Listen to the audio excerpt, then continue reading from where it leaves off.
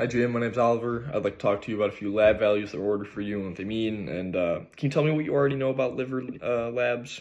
Nothing? All right. So the first one we're going to test is your AST. This is going to detect if you have any kind of tissue damage. If it's released in a high number, that means there's probably some damage somewhere. The liver has the highest concentration of AST, so that's really why we're going to test it, the AST, is to see if there's damage to your liver. Normal range, 10 to 40.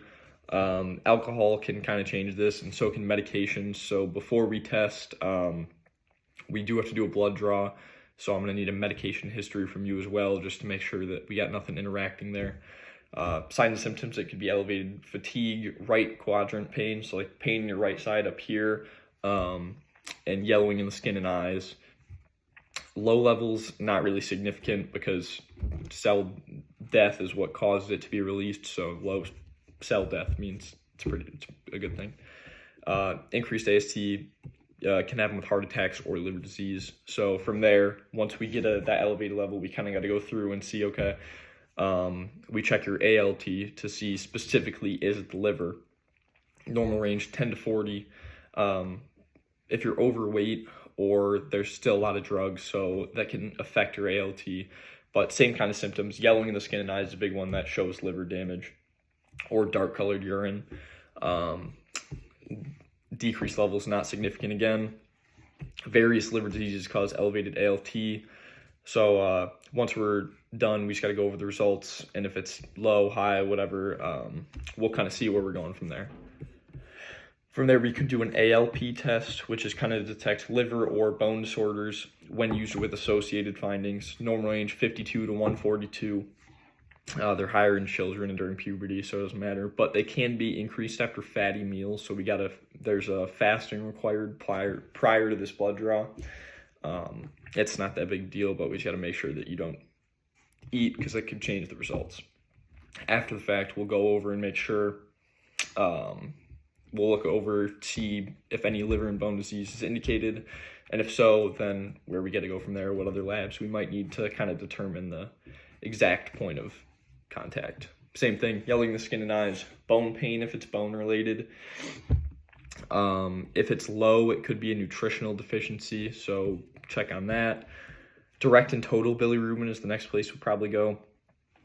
Direct bilirubin's kind of detects if you have a bile duct blockage, which you would know with a lot with your excretion. So same thing, yellowing in the skin and eyes. But if you have dark colored urine or pale stools, anything like that, then there's likely some kind of blockage in what's letting you exit. And that would be an increased level of direct bilirubin, so what would cause that. Decreased is pretty asymptomatic.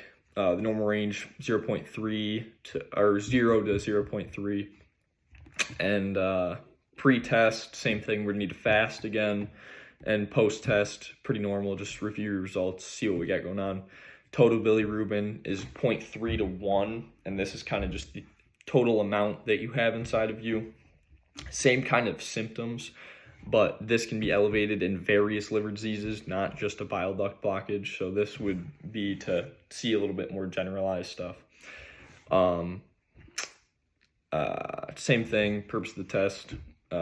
Obviously, check if you have any more specific liver diseases, obtain accurate results. Go over results after, and we'll talk to you. Albumin, this is kind of going to indicate a nutritional status or liver disease. Normal range, 3.5 to 5. Overhydration or dehydration can kind of change these levels, so we got to make sure that you're kind of within a normal range. Don't drink a bunch of water before you're going to come in and get tested. Increased levels are kind of signs of dehydration, dry mouth, thirst, stuff like that. Low levels is overhydration, so it'd be edema, poor wound healing, fatigue, and these are kind of indicated in infection or inflammation and liver disease. And then total protein, same thing to further assess your nutritional status. Normal range 6 to 8.3. Overhydration, dehydration can change these, same thing. This is actually a little bit easier one. We'd probably use a voided urine specimen, so it'd be the first time you pee in the morning. And after the fact, we'll talk about where we need to go from there. It could be replacement therapy with fluids, or the opposite. And yeah, that's about it.